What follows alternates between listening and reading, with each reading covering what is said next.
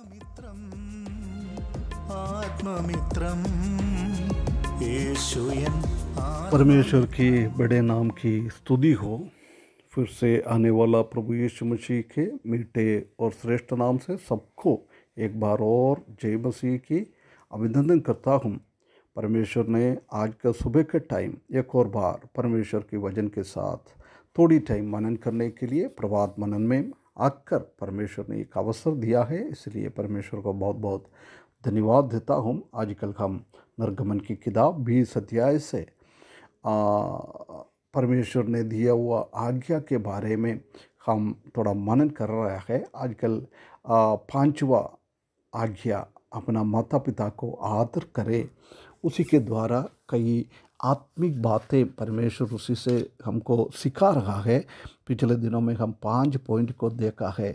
उसी का पहला पॉइंट था हम ये परमेश्वर की आदर कर रहा है, हमारा माता पिता को हम आदर कर रहा है, हम वो हमारा माता पिता को भी आदर कर रहा है, उसी को दर्शाता है। दूसरा हमने देखा था कि हमने यदि ये बात हमने पहले किया है, प्रभु यीशु मसीह के उद्धार के स्वीकारने के टाइम वो माता पिता को आज्ञाकारिता ना करने, आदर ना करने के द्वारा हमारे ऊपर आने वाला दंड प्रभु यीशु मसीह ने अपना काल्वरी क्रूस के मृत्यु के द्वारा हमसे उसमें से मुक्त कर दिया है, आज़ाद कर दिया है, ये बात देखा था। तीसरा हमने देखा था कि हमारा माता पिता का ज़रूरतों को जानकर उनको मदद करते हुए, उनको सहायता करते हुए हमारा माता पिता का आदर करना है। 14 पॉइंट में हमने देखा था कि परमेश्वर ने माता पिता को एक अधिकार दिया हुआ है, हमारे ऊपर रखा हुआ है, इसलिए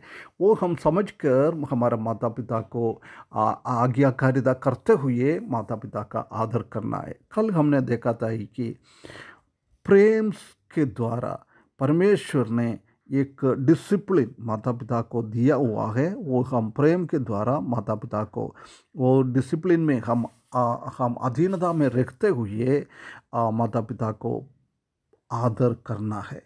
आज हम 6वां पॉइंट में हम देखें। 6वां पॉइंट में लिखा है, only when parents act contrary to their god given authority can we ignore दम।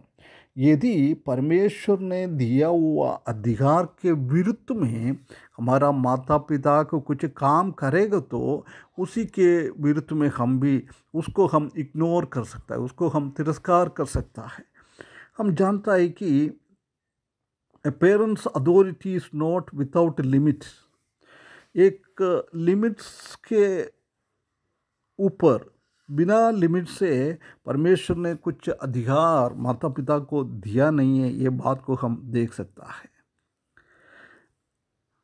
हम एक बच्चे का उत्तरदायित्व तो यही है कि माता पिता लोगों को परमेश्वर ने कुछ उत्तरदायित्व में दिया हुआ है, कुछ अधिकार दिया हुआ है, वो अधिकार को दिया हुआ चीज़ों को हम ध्यान में रखते हुए उन लोगों के अधीनता में रखना है ना। इसलिए एफेसियों की किताब 6 अध्याय पहला पद में लिखा है, obey your parents in the Lord for this is right.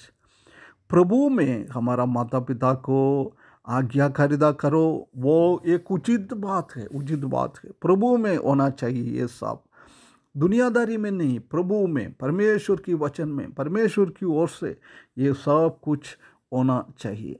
हम समझ ले, यदि हमारा माता पिता लोग पाप करते जाता है, वो पाप वो पीढ़ी से पीढ़ी तक चलते रहेंगे यदि बच्चा लोग वो पाप को नहीं तोड़ेगा तो। परमेश्वर चाहता है कि हमारा माता पिता ने कुछ पाप कर रहे हो तो उसको देखकर हम भी वो पाप में ना फंसे, हम उसी से दूर होना है, ये परमेश्वर हमसे चाहता है, वो हमको ब्रेक करना है।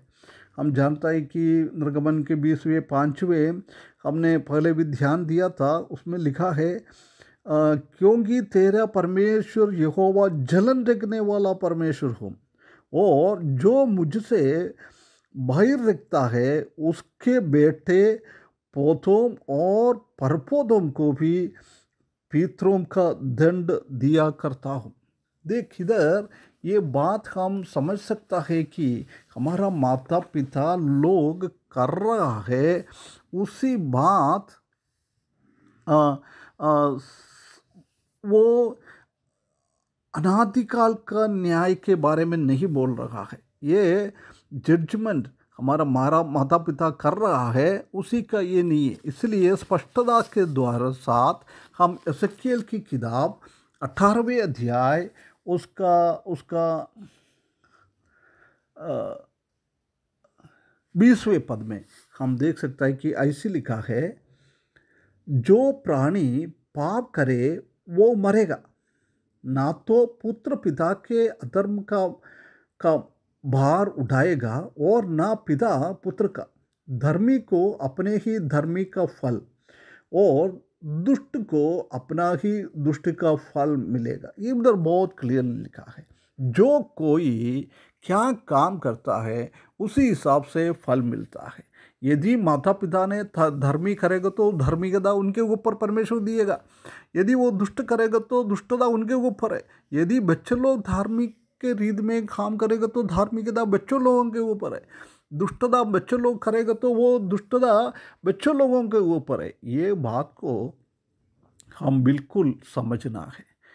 ये माता पिता कुछ पाप कर रहे हो तो उसी को हम तोड़कर हम परमेश्वर की ओर जाना है, ये परमेश्वर हमसे चाहता है ना। जब हम देख सकता है कि इस दुनिया में बहुत सारा सरकार है, बहुत सारा नियम है, परंतु वो सरकार की बातें और कुछ हम परमेश्वर की वायदा के और परमेश्वर की वचन के विरुद्ध में हमको कुछ करने के लिए बोल रहा तो कभी वो करना नहीं चाहिए, है ना। दानियल, शद्रक, मेशक, अबेदनगो, हम मालूम है नबूकदनेस्सर ने बोला था मूर्ति के सामने पूजा करो, उन लोगों ने नहीं किया है क्योंकि परमेश्वर वो चाहता नहीं है। उसी के संबंध में हम प्रेरितों की काम 14 अध्याय 4 अध्याय उसका 19 पद में ऐसा लिखा है कि परंतु पतरस और यूहन्ना ने उसके उत्तर दिया, तुम ही न्याय करो, क्या ये परमेश्वर के निकट भला है कि हम परमेश्वर की बात से बढ़कर तुम्हारी बात सुने। पहला शताब्दी में वो लोग ने बोला नसरी का नाम से, प्रभु यीशु मसीह का नाम से कभी तुम ये बातें अभी किसी को ना बोलना। जब पतरस और यूहन्ना बोला नहीं, प्रभु ने परमेश्वर ने हमको कुछ बातें बताया है करने के लिए, बिल्कुल हम वही बात करेंगे, तुम्हारा बातों को हम ध्यान नहीं देंगे, तुम्हारा बात हम ना मानेगा नहीं। ठीक है, परमेश्वर का वचन में भी है, उसी हिसाब से तुम कुछ करने के लिए बोल रहे हो तो बिल्कुल बिना तुम बोलते हुए भी हम करने वाला है ना। कितना एक अच्छी बात है। परमेश्वर हमको सकायदा करें, हम भी हमारा माता पिता को उनका गलत देखकर उनके पीछे ना चले, उसी को हम तोड़कर हम परमेश्वर की और परमेश्वर को प्रेम करते हुए, माता पिता को आदर करते हुए, प्रेम करते हुए जीवन बिताने के लिए इस वचन के द्वारा परमेश्वर हमको सकायदा करे। उसके बड़े नाम की महिमा हो।